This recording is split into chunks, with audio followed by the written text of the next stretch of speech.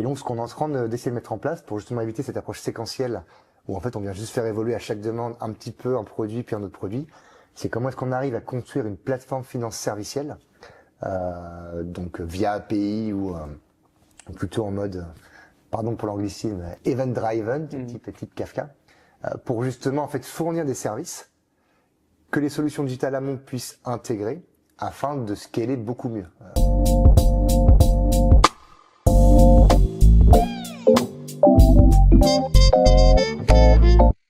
Bonjour Vincent. Bonjour. Et merci d'avoir accepté notre proposition et pour ta disponibilité. Avec plaisir. Ce que je te propose, c'est que tu puisses commencer par te présenter et présenter quel est ton poste actuel. Alors, je m'appelle Vincent Prado, donc je suis platform leader chez ADO, donc responsable d'une de nos 9 plateformes, et donc platform leader pour la finance, donc qui couvre toutes les solutions digitales pour les équipes finance, donc qui sont utilisées dans plus de 20 entreprises du groupe. Et donc qui couvre vraiment un spectre assez large, la comptabilité, le contrôle de gestion, la trésorerie, les achats indirects, jusqu'à tout ce qui touche aux solutions autour de la fiscalité, tout ce qui touche au légal, risk compliance. C'est un périmètre finance assez large. Et donc on achète, on développe, on opère et on déploie ces solutions pour donc ADO le siège, mais aussi toutes les entreprises du groupe. Ok. Et ça représente à peu près combien de personnes au sein de la plateforme finance? Alors, la plateforme finance, donc avec des profils, donc il y a évidemment une filière product, on a des profils beaucoup plus tech, DevOps, des gens qui ont plutôt travaillé autour de la data. Je pense qu'on est sur un collectif d'à peu près 200 personnes. Okay. Pour pouvoir opérer. On doit aujourd'hui gérer à peu près 65 solutions pour le groupe. Ok, très bien. Et qu'est-ce qui t'a amené à travailler, à avoir aujourd'hui ce poste chez ADO? Quel est ton parcours? Alors j'ai un parcours qui est clairement assez éloigné du retail ou même de la finance d'entreprise. Donc c'était assez très nouveau pour moi de rejoindre ADO. Ça fait 1 an que j'ai rejoint le groupe, donc c'est encore un peu récent. J'ai commencé ma carrière en finance de marché, donc en banque, donc sur un secteur assez spécialisé, sur différents types de postes. Et en 2015, j'avais été contacté pour rejoindre une entreprise de logiciels, donc une grosse fintech. Et donc pareil, très nouveau, assez curieux. Ils avaient un projet assez important de refonte de leur outil de pricing. Et donc ils cherchaient quelqu'un qui puisse faire le lien justement entre les mathématiciens de l'entreprise qui développaient les modèles et les clients. Et donc en tant qu'ancien de salle des marchés, j'avais également une formation en mathématiques financières. J'avais un bon profil pour faire ce lien-là, donc j'ai commencé plutôt sur des postes d'analyste quantitatif. Okay. Et j'ai rapidement évolué vers des postes de product owner, donc sur l'engine de pricing, puis product manager, et enfin les 3 dernières années, donc 2021-2024, j'étais alors head of product, VP product, on avait les 2 termes chez nous. J'étais responsable du coup d'une solution de trésorerie pour les banques, donc assez complète, qui allait vraiment de l'exécution des transactions jusqu'au paiement, en passant par tout ce qui est calcul de risque de marché, risque réglementaire, risque de contrepartie. Et donc je chapeautais les équipes produits, les équipes UX, onboarding et QA, avec des équipes qui étaient basées donc à Paris, à Bucarest et en Pologne. Okay. Et donc on servait à peu près 300 clients, donc en très grande majorité des banques, sur tous les continents. On avait des clients en Europe, en Amérique du Sud, en Asie, donc très intéressant. Donc voilà, c'est vraiment là que j'ai développé une culture product management, que j'ai découvert le métier, que j'ai appris énormément de choses. Et j'ai notamment mené 2 gros projets. Un premier projet de transformation SaaS de l'application. Donc c'était une application qui avait été développée par Thomson Reuters dans les années 90, donc okay. Un bon gros monolithe. Et donc on a passé beaucoup de temps à servitiser l'application, à construire toute une couche d'API pour justement faciliter l'accès à la donnée et pouvoir aussi faciliter l'intégration aux autres systèmes que nos clients pouvaient avoir dans les banques. C'est ça qu'on a beaucoup de systèmes. Et on s'est aussi assuré de pouvoir déployer la solution dans tous les hyperscalers, donc, que ce soit Google, Amazon ou Azure. Et donc on était sur une approche, on va dire, pas forcément SaaS native, mais vraiment l'idée était de pouvoir proposer à nos clients, notamment les plus petites banques, qui avaient peut-être moins de moyens ou des équipes IT plus réduites, donc de pouvoir déployer la solution dans un cloud souvent privé. On est quand même sur des niveaux de sécurité assez élevés, opéré par un partenaire. Et donc pour le client, c'est vraiment une approche quasiment SaaS. Okay. Maintenant, on avait toujours une version par client opérée donc sur une instance. Mais c'était quelque chose qu'on est passé de 0% de clients sur ce modèle-là à peu près 20% de clients en 2-3 ans. Donc c'était plutôt une belle réussite. Et on voyait bien que c'était un modèle qui était de plus en plus demandé par nos clients. Donc c'était un projet super intéressant et je pense qu'on a réussi à transformer l'essai. Et le deuxième gros projet de transformation qui est un peu lié, c'était la refonte complète de l'interface graphique. Donc pareil, c'était une solution développée donc, dans les années 90. La première fois que j'ai vu le sol, ça m'a rappelé vraiment mes premiers jeux vidéo quand j'avais un peu plus de 10 ans. Et donc il y avait un énorme chantier à ce niveau-là. Autant les très grosses banques étaient en capacité de reconstruire des interfaces au-dessus de notre corps. Donc c'était pas forcément un énorme problème pour elles. Autant les petites banques, et c'est là où on avait la plus forte croissance, notamment les banques digitales, ça devenait un énorme frein à la vente. D'arriver avec cette UI qui était quand même un peu surannée. Et donc on a recruté donc une équipe UX, on n'est pas d'UX. Donc j'ai vraiment créé cette équipe de 4-5 personnes pour nous aider justement à transformer un petit peu cette partie-là. Et on a renforcé l'équipe de front-end dev. Et on a pareil en 2 ans, donc on avait plus de 900 écrans. On a choisi d'en refaire complètement 100. Et 800, donc plutôt des écrans d'admin qu'on a juste migré de manière un peu plus technique. Pareil, projet super intéressant, parce qu'on a dû trouver les partenaires pour la bonne techno, parce qu'on est quand même sur des approches très temps réel avec énormément de besoins d'analytics, de dimensions aussi pour pouvoir regarder les chiffres. Et donc j'ai quitté moi l'entreprise au début 2024 et on avait le premier client live sur une partie de la nouvelle UI, donc j'ai au moins pu voir cette partie-là. Et donc vraiment vachement intéressant ces 2 projets. Super intéressant. Donc c'est vrai qu'aujourd'hui j'arrive chez ADO, donc ils m'ont clairement pas recruté pour mes connaissances en retail, proche de zéro. Non plus pour mes connaissances en corporate finance, mais vraiment je pense pour cette expertise en product. C'est une vraie ambition du groupe, je pense, de structurer un peu plus ces plateformes, de faire venir justement de l'expertise extérieure pour aider à poser une vision pour les plateformes produits, à renforcer la culture du produit aussi. C'est ce que j'essaye de faire aujourd'hui dans le groupe. Et ce qui m'a vraiment séduit, il y avait 2 choses principalement. La première, c'était j'ai vraiment senti un engagement important de la part du groupe de vouloir investir massivement dans la transformation digitale. Et il s'est avéré que c'est vrai. Il y a vraiment des investissements colossaux qui sont mis sur la table. Avec des succès indéniables ces dernières années.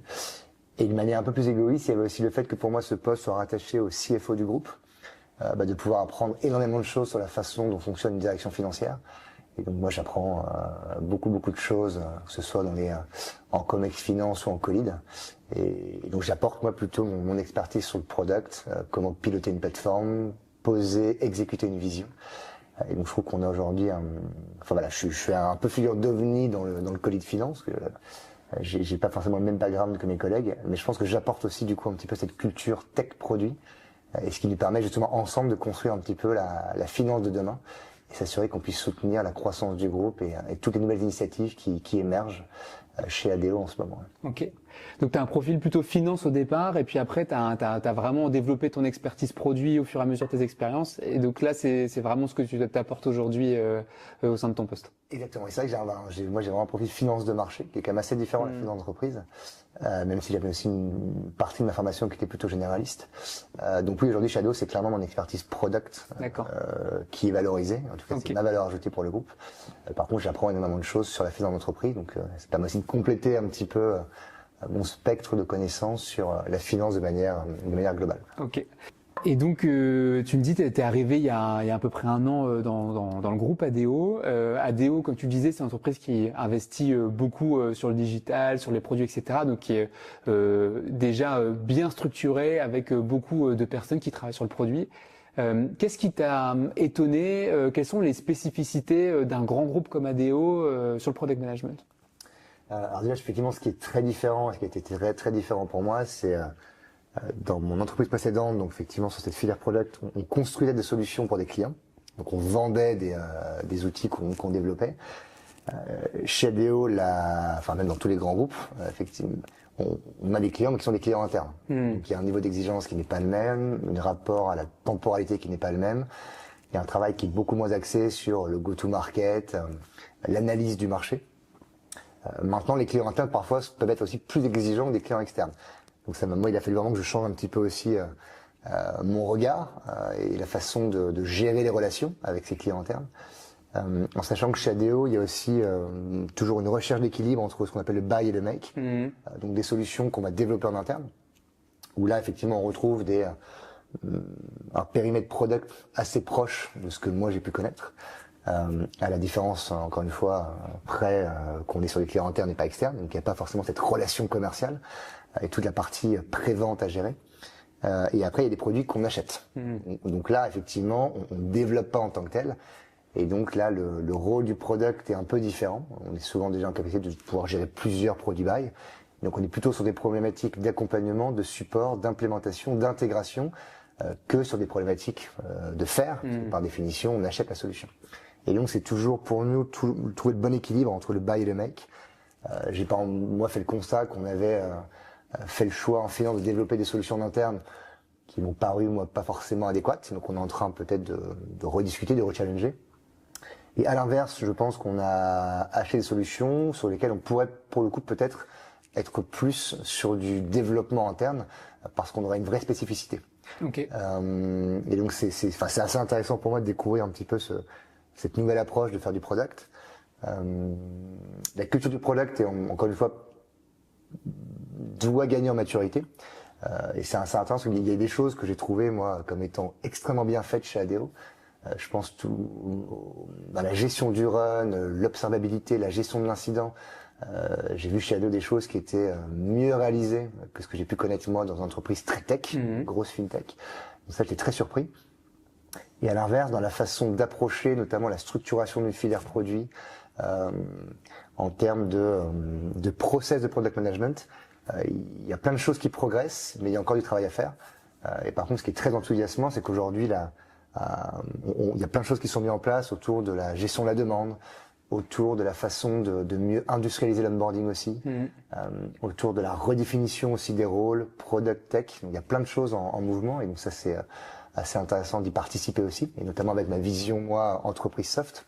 Ok, super intéressant et notamment le sujet du make or buy dont tu parles, c'est vraiment quelque chose qu'on retrouve beaucoup aussi, particulièrement dans les grands groupes.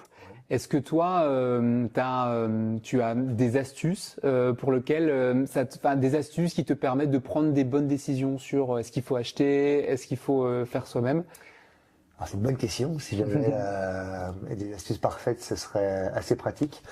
De manière générale, en fait, il se trouve que la finance, si je prends un groupe comme ADO, on a aujourd'hui plus de solutions make sur ce qui va être notre core business, le commerce, la supply notamment, mais l'offre aussi. On a certainement plus de make aujourd'hui que côté finance ou côté RH. On aura plus de solutions buy. La finance étant par définition quand même assez standardisée. Et donc moi, alors je sais pas si c'est une astuce, mais j'essaye vraiment. Déjà en fait, on essaie vraiment de prendre le temps de regarder ce qui se fait dans le marché. On a aussi un écosystème d'entreprises avec qui on travaille. Donc des entreprises de la galaxie de la FM, qu'il est plus simple d'aller prendre de l'information, mais pas que. Ça nous permet aussi de se nourrir un petit peu de voir ce qui est utilisé, ce que ça marche, si c'est du buy ou du make. Donc on prend vraiment le temps de faire cette étude-là.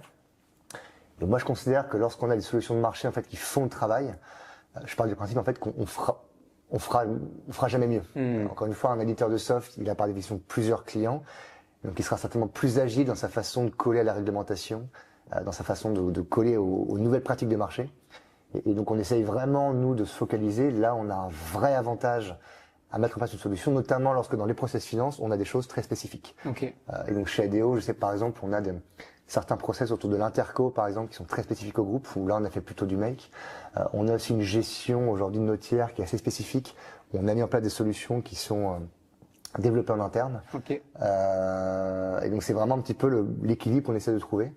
Donc, il n'y a pas forcément d'astuces, mais c'est vraiment de se dire, si une solution de marché fait le travail qu'on attend d'elle et qu'elle respecte nos standards d'un point de vue tech ADO, il n'y a pas forcément raison de passer beaucoup de temps et d'efforts et d'argent et demain de mise en conformité sur du make, parce qu'on aura en fait une valeur ajoutée assez faible au final. C'est vraiment en fait le bon ratio entre l'investissement et la valeur ajoutée qu'on pourrait nous fournir à notre filière en développant nous-mêmes. Aujourd'hui, pour donner un ratio, je pense qu'en finance, on doit être sur 60%, voire même un peu plus, je pense, de buy et le reste en make. Ok. En termes de nombre de solutions, à peu près. Ok. Ouais, voire même plutôt 2 tiers, 1 tiers, je pense. Ok, très bien. Donc ce que je retiens, c'est que si c'est le core business ou si c'est des choses pour lesquelles vous avez des spécificités bien précises, c'est plutôt du make. Exactement. Et puis si c'est par quelque chose que le marché sait très bien faire, c'est plutôt du buy. Exactement. Ok. Et c'est qu'aujourd'hui, pour le coup, alors, moins en finance, mais quand on regarde Shadow, il y a quand même eu des très jolis succès autour du commerce. Je pense qu'aujourd'hui les sites Leroy Merlin France, la marketplace cartonnent. Et donc ça, c'est pour le coup clairement dû à des choses qui ont été développées en interne, à la fois un back-end très tech, tunnel de commande, gestion du paiement, et également des choses peut-être moins tech, notamment pour la marketplace en termes de portail, de gestion de la relation avec les sellers. Et tout ça, c'est des choses qui ont été développées majoritairement en interne. Alors, avec aussi évidemment des briques sur du buy, avec beaucoup de développement en interne autour de ça. Et aujourd'hui, c'est quelque chose qui marche extrêmement bien et le groupe a raison de le faire. Pareil en supply, il y a des produits make qui ont été développés parce qu'on sait aujourd'hui que la gestion de la supply chain est critique pour être compétitif. Et là, il y avait une vraie valeur ajoutée à le développer nous-mêmes. Donc, c'est comment est-ce qu'on ramène l'expertise product et tech de gens qui connaissent ces métiers-là. Et ça marche plutôt très bien Ok. dans ce cas-là. Intéressant. Et lors de notre préparation, tu me confiais que aujourd'hui il y a beaucoup de projets, de programmes de transformation chez ADO pour lequel la finance est un peu un passage obligatoire et on va dire dans ces projets, ça peut être à un moment donné un goulot d'étranglement parce que vous avez beaucoup de projets différents et que toi tu cherchais à adopter une approche servicielle dans tes produits. Donc je veux bien que tu m'en dises un peu plus sur tout ça. Ouais, alors c'est un sujet qui est assez intéressant. Et c'est parce qu'on avait parlé dès mon recrutement avec mon manager actuel. Donc lui avait des idées, mais je pense pas forcément bien formalisées ou bien cadrées. Et donc moi, effectivement, en découvrant un petit peu déjà un peu plus la finance d'entreprise, comment fonctionne la finance dans cet écosystème, déjà on se rend compte assez rapidement que la finance est quasiment un point de contact sur toutes les initiatives business, sur tous les business models. Peu importe ce qu'on fait, qu'on veuille mettre en place ou accélérer sur la rénovation énergétique, qu'on veuille accélérer sur la mise en place des services. C'est comment est-ce qu'on fait pour ne pas seulement vendre des marchandises, mais aussi vendre les services de pose, d'installation. Lorsqu'on commence à parler aussi d'économie circulaire, tout ça, donc c'est des choses que l'entreprise met en place, sur lesquelles elle investit beaucoup. À un moment ou à un autre, il faut gérer des tiers, il faut pouvoir comptabiliser, il faut pouvoir facturer, il faut pouvoir contractualiser. Et donc ça, c'est la finance. Et donc aujourd'hui, ce qui se passe, c'est que donc le business se met en place, les études sont faites, des outils sont développés. Et en fait, souvent, on s'aperçoit que on arrive en bout de chaîne et tiens, mais là aujourd'hui, pour Leroy Merlin, par exemple, pour prendre un exemple, veut accélérer ce qu'il appelle la conquête des pros. Donc comment est-ce que j'arrive à attirer les clients professionnels, les artisans dans mes magasins. Donc ils ont mis en place des choses très spécifiques. On ouvre plus tôt, on a des caisses dédiées, etc. Quelque chose qui était indispensable, c'était le prélèvement automatique. Okay. Aujourd'hui, les pros demandent à pouvoir payer en différé. Ça, c'est quelque chose en fait qui n'était pas géré ou mal géré, et donc on a appelé la finance un peu en bouchette. Tiens, comment est-ce qu'on fait? Est-ce que vous pouvez le faire? Nous, on peut pas. Donc il faut qu'on puisse faire évoluer tel outil, tel outil, tel outil. Ça prend du temps, c'est long, et donc on devient vraiment le goulot d'étranglement. Et ça sur beaucoup de choses. Et donc ce qu'on est en train d'essayer de mettre en place pour justement éviter cette approche séquentielle où en fait on vient juste faire évoluer à chaque demande un petit peu un produit puis un autre produit, c'est comment est-ce qu'on arrive à construire une plateforme finance servicielle, donc via API ou plutôt en mode, pardon pour l'anglicisme, event driven, type Kafka, pour justement en fait fournir des services que les solutions digitales amont puissent intégrer afin de scaler beaucoup mieux. Je vais prendre un exemple. Aujourd'hui, on a des services autour de la gestion des tiers. Un premier service qui permet de référencer un tiers de manière unique. Donc c'est un service qui n'est pas forcément très compliqué. Mais aujourd'hui, chaque application gérait son référentiel de tiers. Et donc on avait des tiers qui pouvaient être dans 10 applications différentes parce qu'ils sont parfois clients, mais ils peuvent être aussi sellers. Ils peuvent être également transporteurs. Et donc ils sont référencés dans une dizaine d'applications et parfois même dans d'autres pays. Et donc on a un tiers unique qui peut être référencé 40 fois avec la data qui est pas toujours la même. Et donc ça nous permettait pas, nous, groupe, d'avoir une vision à 360 de notre relation avec ces tiers. Dans la façon de gérer les risques, c'est extrêmement compliqué parce que il fallait peut-être pouvoir gérer des vérifications 40 fois. Et donc là, on a mis en place ce service. Donc on a voulu le plus simple possible. On se focalise vraiment sur la partie très régalienne de l'information. On n'a pas vocation à gérer toute la data, mais juste la donnée publique, avec le legal ID, le SIRET, l'adresse, les IBAN, etc. Et donc nous, on fournit ce service. Donc il y avait plusieurs possibilités. Soit effectivement, chaque application gérait un petit service de référencement, puis on avait comme ça la cross-vérification, mais qui aurait été extrêmement compliqué à mettre en place. On a pris de parti, nous, de développer un service unique, garanti en quelque sorte par la finance, performant, avec des bonnes règles. Et aujourd'hui, en fait, on vient travailler avec toutes les applications digitales qui ont vocation à gérer du référencement pour leur demander de venir intégrer ce service. Okay. Donc il y a un travail de développement à faire, donc là sur lequel on a la main.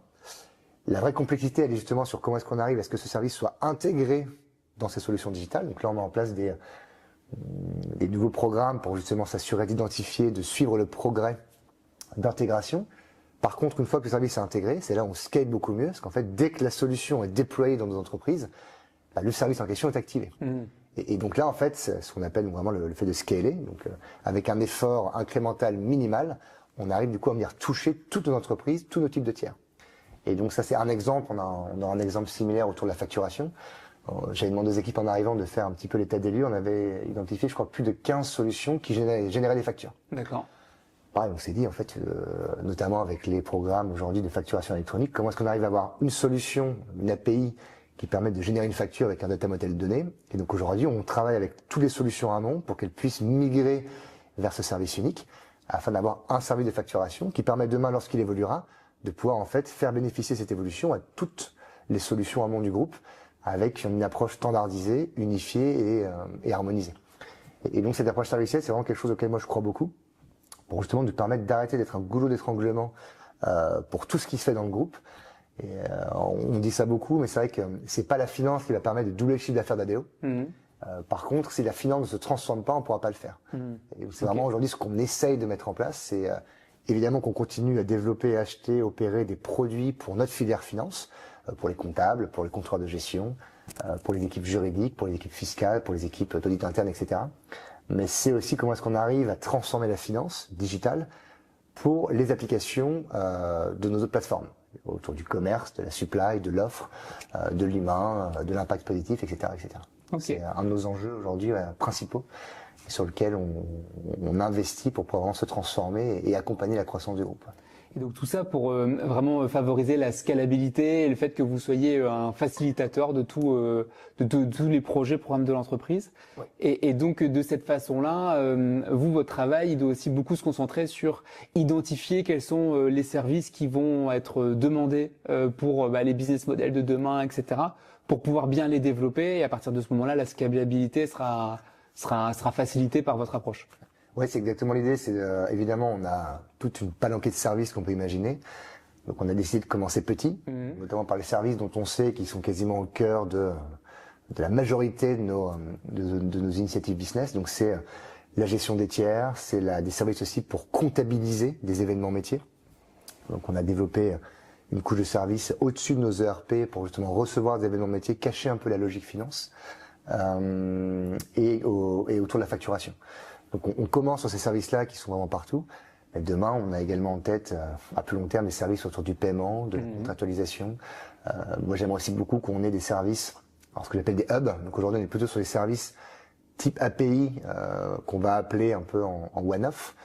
Mais demain, autour de la gestion des tiers, autour de la facturation, c'est comment est-ce qu'on arrive à avoir des hubs, notamment basés sur la gestion d'événements, ou une solution digitale amont. Je prends l'exemple de la marketplace, du portail seller de la marketplace. Elle pourra demain se connecter, souscrire à nos événements avec une liste de parties tierces, soit leur nom ou leur ID. Et dès que nous, on a un événement sur ces tiers-là, parce qu'on a lancé des campagnes de vérification de données, parce qu'on a relancé des campagnes aussi pour vérifier que les tiers sont honorables, c'est la réglementation Sapin 2. Et donc qu'on puisse en fait notifier les gens qui sont abonnés à ces événements-là qu'il y a un changement dans la donnée. Un tiers qui était honorable il y a 18 mois quand vous l'avez référencé, il ne l'est plus. Peut-être un problème de corruption dans tel ou tel pays. Okay. L'IBAN qui était celui-ci a changé, et maintenant c'est un nouvel IBAN. L'adresse a changé, l'entreprise a été liquidée. Bref, toutes ces données très régaliennes donc qui doivent être gérées par la finance. Et comment est-ce qu'on arrive à s'assurer qu'elle soit à jour, à publier l'information, et ensuite chaque solution digitale pourra, de manière dynamique, réagir à cette information. Ok. Et donc le portail qui gère les sellers de la marketplace pourrait typiquement se dire, j'ai un tiers qui n'est plus honorable, et ben c'est via un bandeau, une notification, un email, au moment du renouvellement du contrat, mettre en avant cette information. Et donc les équipes qui gèrent cette partie-là, dans ces solutions digitales, pourront bénéficier de l'information que la finance a fait remonter. D'accord. Et on pourrait imaginer la même chose sur les factures. Comment est-ce qu'on arrive demain à se connecter à un hub de facture finance qui lui-même se connecte à toutes nos solutions qui gèrent la facturation, l'accrochage, etc., la réception. Et demain, pareil, de pouvoir souscrire avec une liste de numéros de facture et recevoir en temps réel les changements de statut. La facture est passée de payer à litige ou payer à payer. Et encore une fois, cacher la complexité financière, donner l'information en temps réel au bon endroit. Et ensuite, chaque solution digitale qui a vocation à consommer de la donnée autour du cycle de vie de la facture pourra recevoir l'information et ensuite en faire quelque chose. Ok. Donc, et c'est là où on voit vraiment l'approche service, et qu'on n'a pas vocation, nous, à tout faire. C'est pas à nous, forcément, d'aller dans toutes les applications qui ont vocation à gérer les factures, aller mettre en place les workflows de validation, de mise en avant de la donnée. Mais comment est-ce que nous, on met à disposition cette donnée pour que chaque application en amont puisse ensuite faire son travail. Ok. Et donc, de ce fait, on est effectivement beaucoup plus scalable avec cette approche-là. Ok. Donc là, vous avez de très belles roadmaps devant vous, si je comprends bien. Ouais, des roadmaps à moyen long terme, qui seront certainement amenés à évoluer, mais en tout cas, on a pas mal d'ambition à ce niveau-là. C'est chouette. Moi, une question que je me posais particulièrement, c'est lorsque nous on se rend compte lorsqu'on travaille avec les grands groupes, une complexité, enfin en tout cas un enjeu fort, pardon, c'est de réussir à faire en sorte que les équipes puissent avoir vraiment un mindset orienté résultat. Et donc à chaque fois trouver quelles sont les meilleures opportunités de pouvoir avoir une action sur des KPI clés, sur des OKR, etc. Et parfois, la complexité, c'est d'avoir accès aux chiffres et de trouver quel est ce résultat concret et tangible. Et la question que je me posais, c'est est-ce qu'en finance, du coup, qui par essence, normalement, vous avez accès à beaucoup de chiffres et beaucoup de résultats, est-ce que c'est plus simple d'avoir une orientation résultat sur des produits finance? Alors, c'est assez intéressant parce qu'on a aujourd'hui une démarche importante chez ADO justement pour améliorer la façon dont on évalue, dont on capture la valeur créée par ces plateformes digitales. Il y a énormément de travail qui a été fait ces 5 dernières années. Je pense qu'aujourd'hui, on est arrivé à une phase où il faut justement qu'on travaille plus, qu'on communique mieux sur la valeur qu'on apporte. Et encore une fois, c'est toujours plus compliqué de le faire en interne que quand on est des clients externes, parce qu'un client externe, il paye une licence. En quelque sorte, c'est la valeur qu'il donne à ce qu'on crée. Aujourd'hui, effectivement, on refacture ce qu'on développe, ce qu'on achète à nos entreprises. Mais la valeur du coup est beaucoup moins directe. Okay. Et donc il y a un vrai enjeu à mettre en place des KPI pour évaluer cette valeur. Et ce qui peut paraître paradoxal, c'est qu'en fait aujourd'hui donc le groupe a des KPI, je crois plus de 80 pour justement piloter et faire progresser le groupe sur un certain nombre d'axes, notamment autour du commerce. Donc ça peut être la LTV pour les clients, ça va être le taux de conversion sur le site, la croissance de chiffre d'affaires. Voilà, on a plein de KPI comme ça au niveau des gains de part de marché, de l'efficacité qu'on peut mettre en place.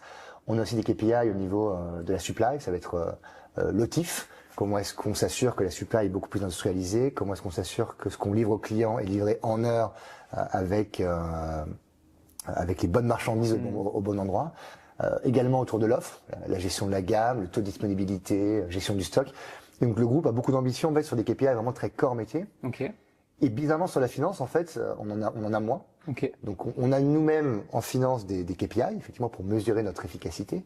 Mais c'est vrai que d'un point de vue groupe, c'est pas forcément le besoin premier, ça se comprend. Aujourd'hui, ADO, c'est essentiellement un groupe de commerçants. Et donc l'objectif principal, c'est de pouvoir faire croître le chiffre d'affaires, être plus rentable aussi, et donc regarder comment est-ce qu'on peut mieux industrialiser la supply chain, comment est-ce qu'on peut mieux gérer nos gammes et l'offre produit. Et donc paradoxalement, c'est vrai qu'on n'a pas forcément de grandes KPI groupe sur la performance de la filière finance. D'accord. Donc nous, filière finance, on s'est évidemment mis à des objectifs, mais c'est parfois effectivement compliqué, nous qui gérons des solutions digitales finance.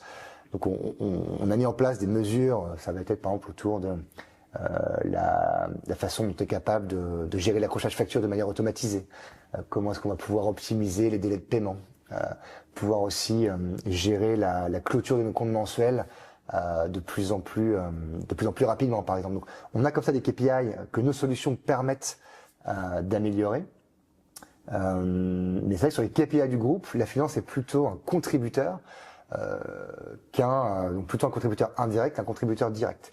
Donc c'est comment est-ce qu'on arrive nous avec nos solutions à faire ces liens justement. Aujourd'hui, on est les solutions supply chain par exemple qui permettent vraiment de pouvoir répondre aux KPI, aux ambitions du groupe de manière directe, utiliser des solutions finance. Et donc comment est-ce qu'on arrive nous à montrer la valeur indirecte qu'on apporte à travers ces solutions. Okay. On en reparlait un peu de l'approche servicielle, c'est la finance est très souvent sur une partie des process.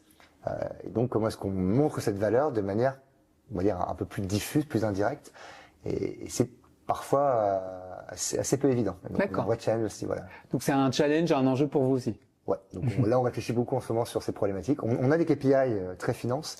Mais comment est-ce qu'on montre notre valeur, notre contribution au KPI beaucoup plus core du groupe, autour de la supply, de l'offre et du commerce, où là, la finance est vraiment contributrice. Et c'est un vrai enjeu pour nous de pouvoir le démontrer. Ok. Intéressant. On est tous logés à la même enseigne sur cette notion de création de valeur à aller chercher. Une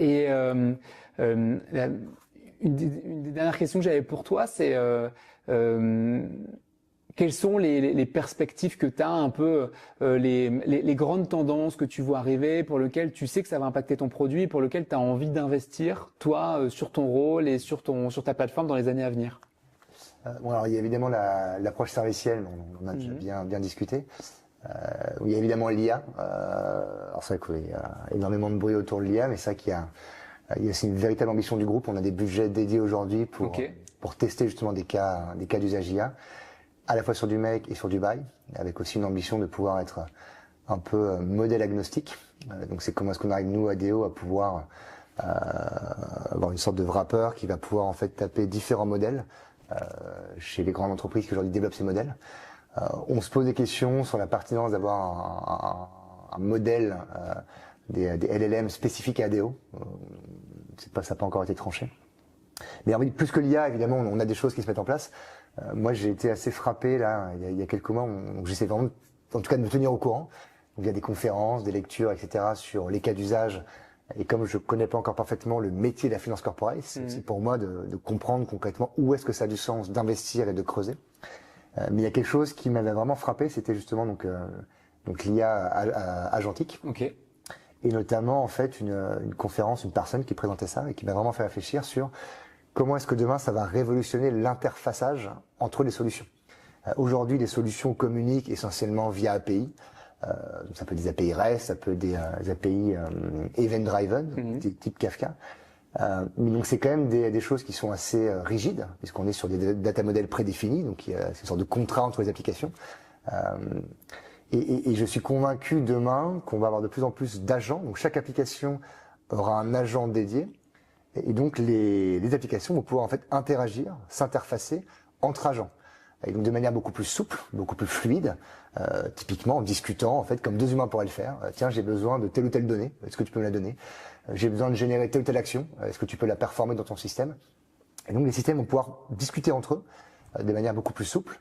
Et je pense que ça va vraiment révolutionner la façon dont on pourra avoir des interfaçages entre solutions digitales, mais également comment un humain pourra de manière beaucoup plus simple et directe également avoir accès à des actions, de la donnée, qui aujourd'hui se fassent par API, et donc demain, je pense, pourront se faire via des agents dédiés. Et donc, on a beaucoup réfléchi à ça, et donc là, on est en train de regarder avec les équipes pour mettre en place un POC. Parce qu'il se trouve que la finance, pour le coup, a énormément de données, qui sont parfois complexes. Et donc, on est en train de voir comment est-ce qu'on peut mettre en place. Alors, on va commencer assez petit, mais sur un sous-périmètre de ce qu'on est capable de faire en finance. Et de voir comment un agent pourrait justement faire office un petit peu d'interface et voir comment, à la fois des humains, mais également des solutions en amont, vont pouvoir venir contacter cet agent-là pour récupérer de la donnée finance ou même lancer, activer certains process finance autour des campagnes de paiement notamment, autour de la facturation. Donc on est en train de faire des tests. Et j'espère qu'on aura des résultats là dans les mois à venir. Mais moi, je suis convaincu que ça va vraiment révolutionner la manière dont on construit en fait tout l'écosystème de solutions et la façon dont les interfaces sont gérées. Et ce qu'on voit aussi aujourd'hui, et ce que je voyais dans dans ma mission précédente côté fintech, c'est que très souvent la complexité elle est dans l'interface. C'est évidemment très complexe de mettre en place un produit, c'est encore beaucoup plus complexe de faire évoluer ce produit, de le connecter à un écosystème. Et donc je pense que cette partie-là va vraiment simplifier drastiquement la façon dont on peut justement faire connecter les écosystèmes. Et je pense que des migrations qui aujourd'hui sont extrêmement complexes, migrer un ERP, migrer une solution de trésorerie, etc., qui sont au cœur du réacteur, c'est des projets à plusieurs millions sur plusieurs années. Je pense que demain, on sera peut-être sur des approches beaucoup plus souples, puisque les interfaces le seront également. Et donc peut-être aussi, ça va permettre de pouvoir changer d'écosystème, migrer d'une solution à l'autre de manière beaucoup plus simple. Et puis aussi, je pense, pas mal de sujets, mais autour de la façon de pouvoir migrer un legacy. Aujourd'hui, pareil, c'est des projets qui sont pharaoniques. Et aujourd'hui, on voit poindre des initiatives pour justement, en fait, faire du dev, donc écrire des lignes de code, pouvoir migrer du legacy directement avec de l'IA, donc plutôt l'IA générative. Et ça aussi, c'est des choses qu'on regarde parce qu'on a encore des legacy à remplacer. C'est des projets extrêmement compliqués parce que connectés partout.